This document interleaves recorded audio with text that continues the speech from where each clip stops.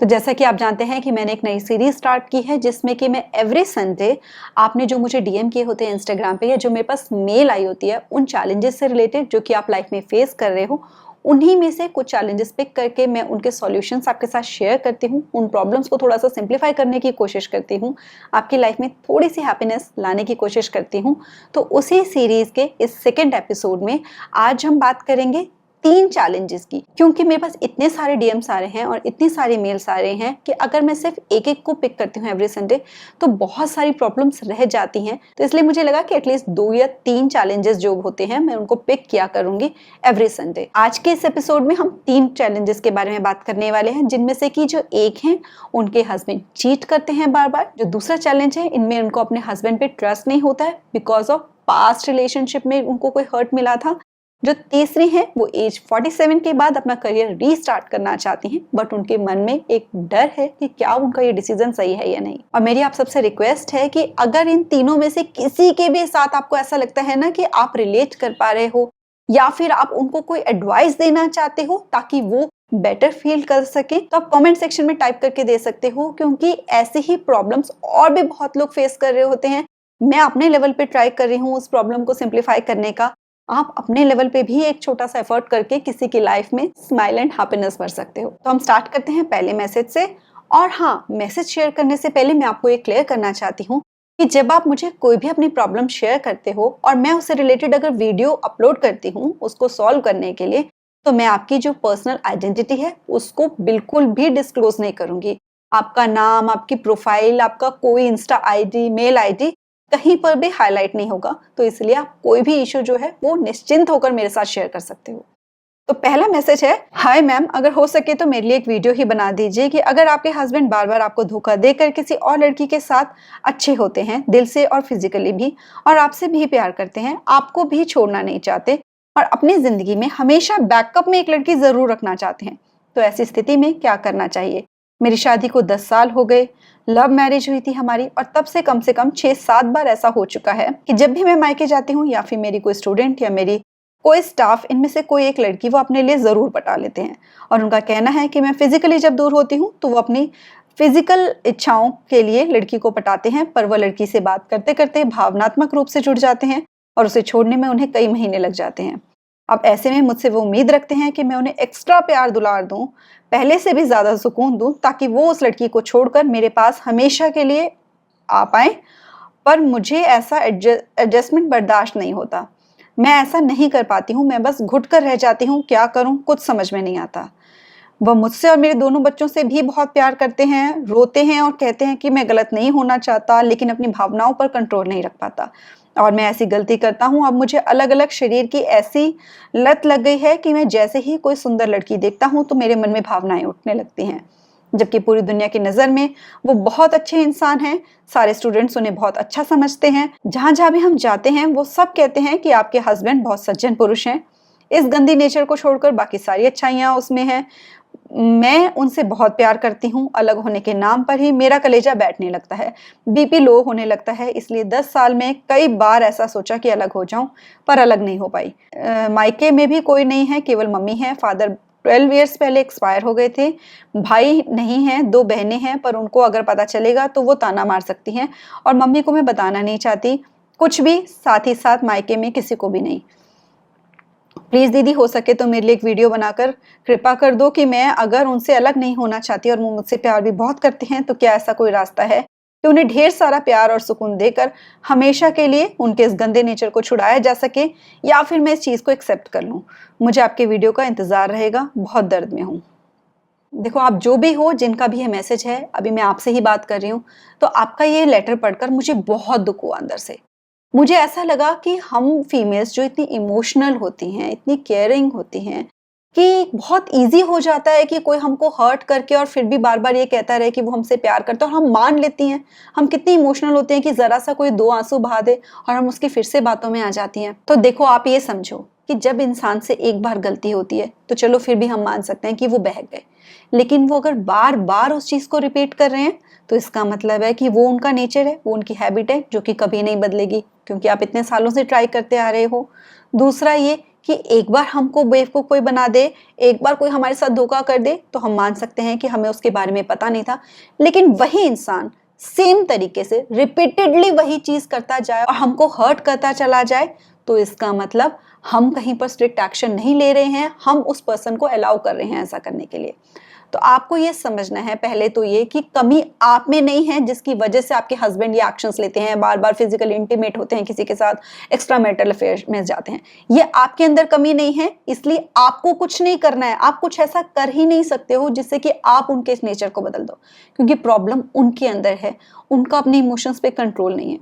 तो अगर आप ये सोच रहे हो कि मैं एक्स्ट्रा प्यार दूंगी, एक्स्ट्रा दुलार दूंगी, तो उसके बाद उनकी और ज़्यादा केयर करूंगी तो वो शायद ऐसे नहीं रहेंगे, तो ऐसा नहीं होगा। जिनकी ऐसी नेचर और हैबिट बन चुकी है वो तो भी होगा, और जितना आप और हल्के पड़ते चले जाओगे उतना और ज़्यादा बढ़ता चला जाएगा। तो ऐसे पर्सन के साथ जो पीठ पीछे धोखा देता हो, बार बार धोखा देता हो, मुझे नहीं लगता कि सेफ भी होता है रहना, अपनी हेल्थ के लिए भी, अपनी मेंटल हेल्थ के लिए भी, और साथ ही साथ अपनी लाइफ के लिए भी, और अपने बच्चों की लाइफ के लिए भी। और अलग होने में भी आपको पेन तो सहना ही पड़ेगा, तो आपको चूज करना है कि आपने कौन सा पेन सहने के लिए आप रेडी हो।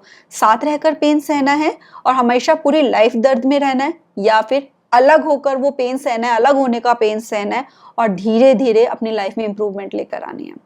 लेकिन अगर आप फिर भी चाहते हो कि मैं उन्हीं के साथ रहना चाहती हूँ और मेरा पेन भी कम हो जाए, और अगर आपको लगता है कि जो आपके हस्बैंड हैं वो सीरियसली चाह रहे हैं अपने अंदर इंप्रूवमेंट्स लेकर आना और उनका वाकई में अपने ऊपर कंट्रोल नहीं रह गया, वो बिल्कुल ही ऐसे हो चुके हैं, तो आपको उनसे बात करनी है क्लियरली, और आपको उनको आसपास किसी अच्छे साइकेट्रिस्ट के पास थेरेपी के लिए लेके जाना है। उनको थेरेपी की जरूरत है ताकि वो अपने इमोशंस और अपने हार्मोन्स को बेटर तरीके से मैनेज कर सके। और लेकिन वो होगा भी तभी जब वो जेन्युइनली चाह रहे होंगे अपने अंदर इंप्रूवमेंट करना। और अगर आपको लगता है वो चाहते भी नहीं है, वो थेरेपी भी नहीं करवाना चाहते और ऐसे ही रहेंगे सारी जिंदगी, फिर भी मैं उनके साथ रहना चाहती हूँ, तो फिर तो एक ही ऑप्शन है आपके पास कि अपनी लाइफ में मस्त हो जाओ, अपनी लाइफ में बिजी हो जाओ और उनसे एक्सपेक्ट ही ना करो कि वो कभी सुधरेंगे। तो हमारी लाइफ कैसी होगी वो हमारे डिसीजंस पे, हम लाइफ में क्या चूज कर रहे हैं इस पे डिपेंड करता है।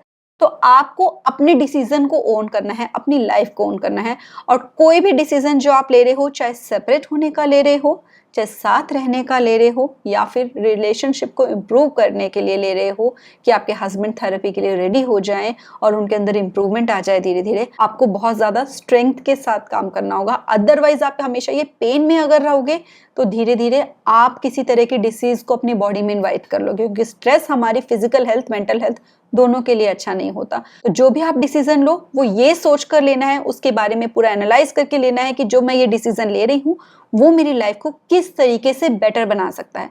अगर वो बेटर नहीं बना रहा है तो मैं आपको बिल्कुल भी सजेस्ट नहीं करूंगी कि आप उस डिसीजन को लो और सारी जिंदगी पेन में रहो, क्योंकि हमें हर तरह की सिचुएशन को एनालाइज करके चलना है।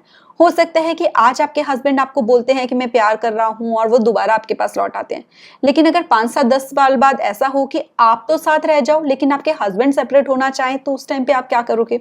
तब तो आपके पास कोई ऑप्शन नहीं रह जाएगा।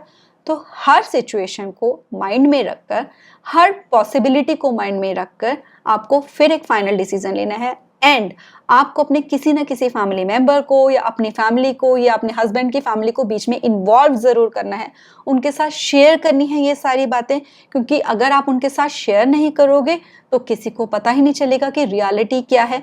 और फीमेल्स के साथ मोस्टली ऐसा होता है कि जब वो पता चलने की बारी आती है, जब उनके अंदर का वो सब कुछ भर जाता है, निकलता है, तो उनके ऊपर ही उल्टा कई तरह के ब्लेम्स लगने शुरू हो जाते हैं। तो बेटर है कि आप उनकी फैमिली को और अपनी फैमिली को कॉन्फिडेंस में लेकर फिर कोई एक्शन लो। और जो भी वीडियो देख रहे हैं, अगर उनको लगता है कि ये कुछ अपनी लाइफ में गलत डिसीजन ले रही हैं और उनको किस तरीके से अपनी लाइफ को बेटर लेना चाहिए, इनको थोड़ी सी हिम्मत देने के लिए प्लीज कमेंट करो, ताकि इनको थोड़ी सी स्ट्रेंथ मिले कि वो अकेली नहीं है, ये पूरा परिवार उनके साथ है। जो नेक्स्ट मैसेज हमारे पास आया है वो है, hello ma'am, I am suffering from over thinking a lot. मेरे प्रीवियस रिलेशनशिप के बिट्रेयल की वजह से मैं अपने पार्टनर पे भरोसा नहीं कर पा रही हूँ। वो मेरे लिए बहुत ज़्यादा ऑनेस्ट हैं और ये बात हर बार वो प्रूव भी करते हैं, मगर मेरा एक्सपीरियंस मुझे ओवरकम नहीं करने दे रहा।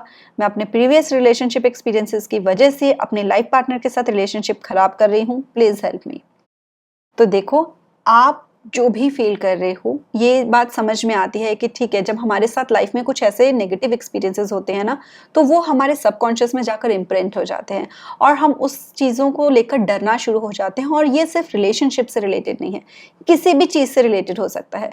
फॉर एग्जाम्पल, अगर आप कभी बारिश में निकले हो और आपको बहुत गंदे वाला कोल्ड लग गया हो, तो पूरी जिंदगी आप बारिश में भीगने से डरोगे, और जितना हम उस चीज़ से डरते रहेंगे उतना ही वही एक्सपीरियंस हम बार बार अपनी लाइफ में इन्वाइट करते रहते हैं, क्योंकि हमारी जैसे थॉट्स होती हैं वैसे ही लाइफ में सिचुएशंस हम अट्रैक्ट करते हैं।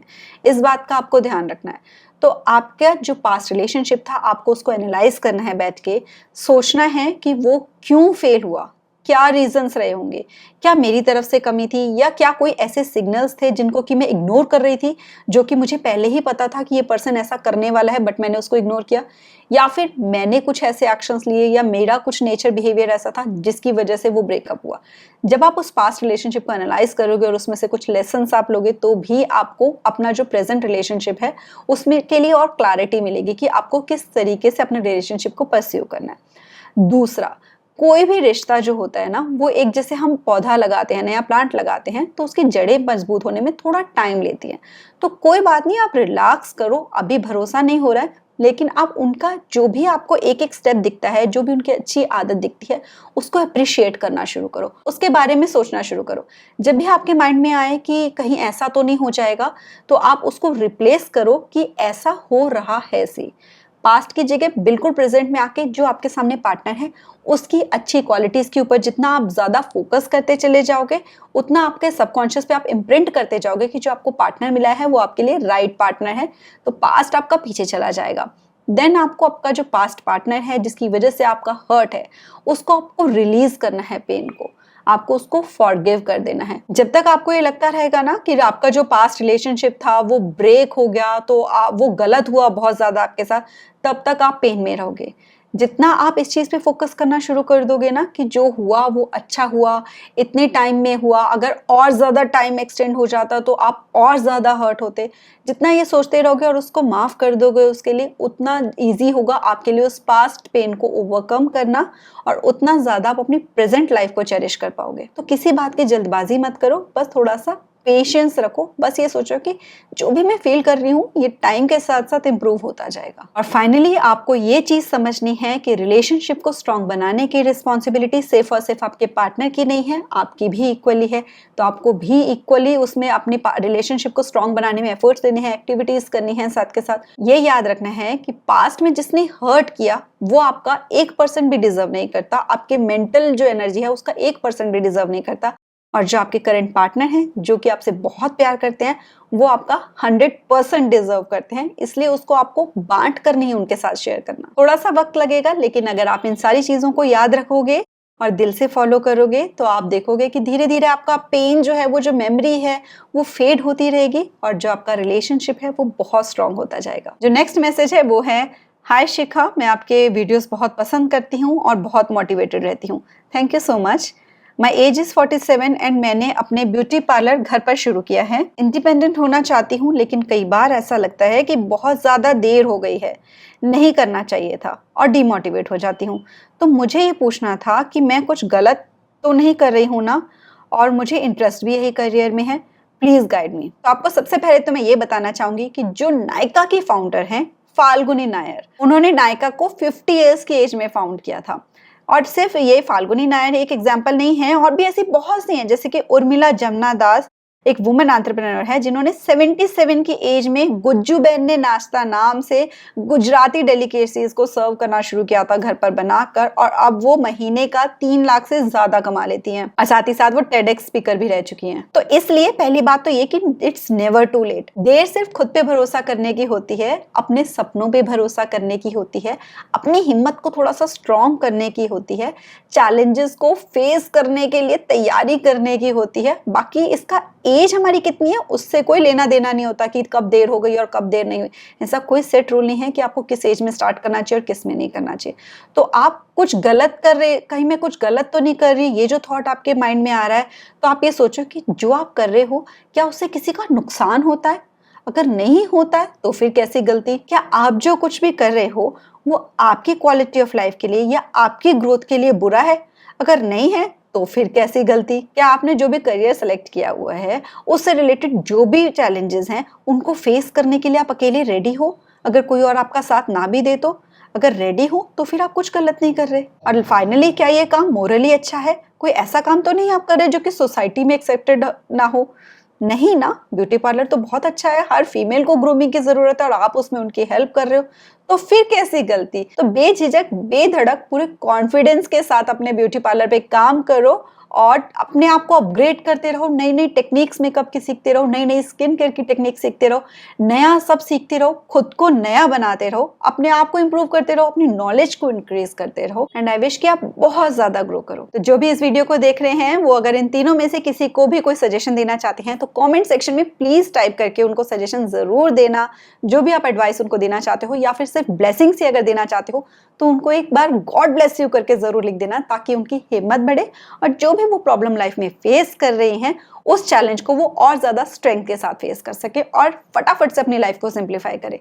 तो ऐसे ही अगर आप भी कोई अपनी लाइफ में चैलेंज फेस कर रहे हो तो मुझे आप इंस्टाग्राम पे डीएम कर सकते हो, ये मेरी इंस्टाग्राम आईडी है, या फिर आप मुझे इस मेल आईडी पे मेल भी कर सकते हो। और इनकेस आप मेरे साथ personal 1-to-1 consultation call book करना चाहते हो तो डिस्क्रिप्शन में दिए हुए लिंक के साथ कर सकते हो, जो कि पेड होती है। नमस्ते।